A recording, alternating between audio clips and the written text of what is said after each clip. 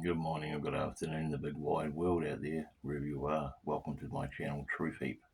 Please like, subscribe, hit the notification bell, and share everywhere, high, wide, and handsome.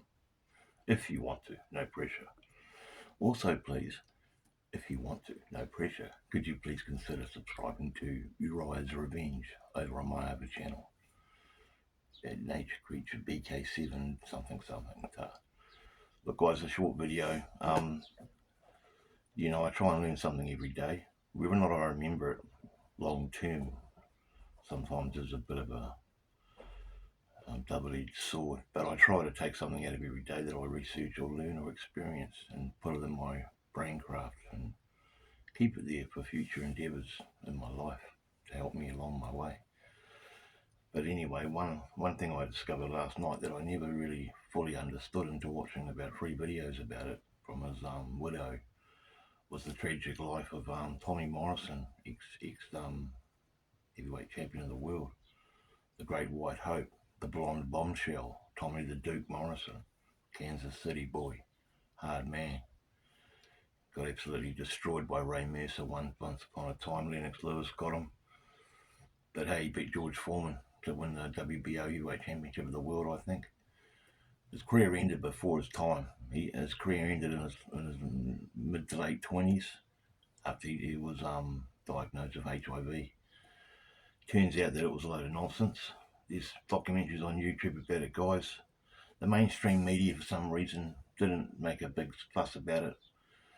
His widow is such a courageous lady, doing the things she's done about him, about exposing the deceit.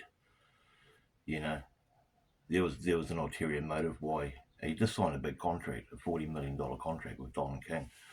I think he was scheduled to be on the cards to fight Mike Tyson. In '96, Mike Tyson went to prison. I think it was before Mike Tyson went to prison, so it would have been a great fight. Correct me if I'm wrong, I may have the details a bit sketchy there, but great boxer. I mean, the Kazarian Mafia guys are behind so many deceits in this world. It's ironic because their nation was formed out of deceit. Something back about Jacob and Esau, and there was Abraham or something, there was a deception. And the nation of Israel was born out of deceit, guys. And that's a fact. Don't believe me? Do your research. No, I'm not an anti-Semite. I'm just a realist who does research about these things. I like to know the history of the world, and what I found out in the last 5 years has been absolutely flabbergasting. Back to Tommy. Started in Rocky 5. Handsome guy, had all the girls, solid as, like a white Mike Tyson. And maybe there's something to that. I don't know why I think it was the Nevada Boxing Council, well, they suspended him indefinitely. They told him to get out of Las Vegas. At one stage, one of the most popular boxers on the planet, and then all of a sudden he's ostracised as a pariah, and no one wanted to talk to him. He'd walk into a gym and everyone would leave. We'd go into a takeaway place and everyone would leave. I feel so sorry for him. He turned to drugs. But in the end, he retested. All the tests were negative on his post, more and more Topsy. There was no signs of HIV or AIDS or any AIDS-related illnesses whatsoever. Sadly, it's a tragic story. Check it out, it's on YouTube. Just type into Tommy Morrison's real cause of death.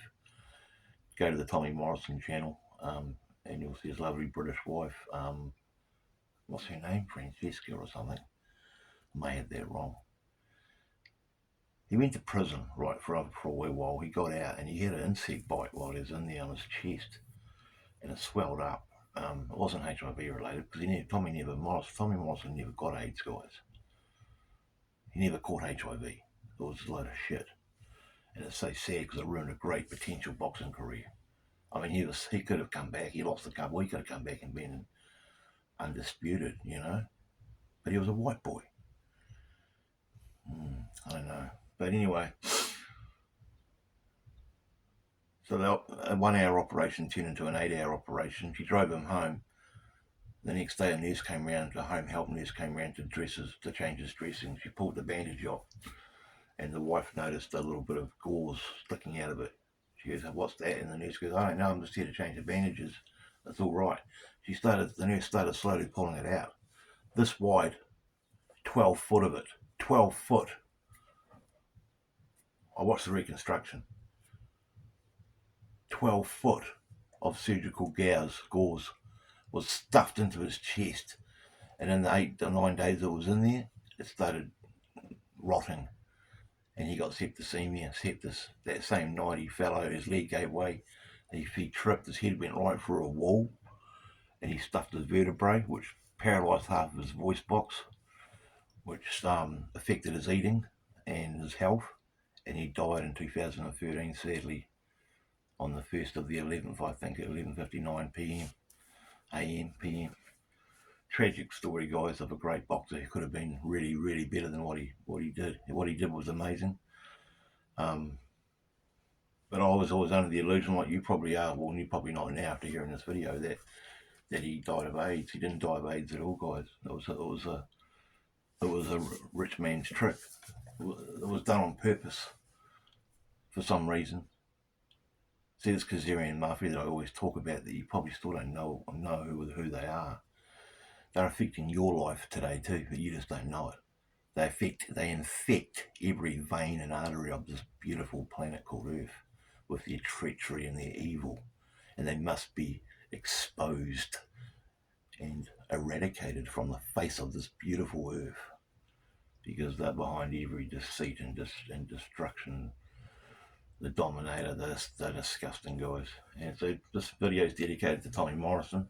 May you rest in peace, my friend. I never met you. I watched a few of your fights. You were very impressive, very powerful.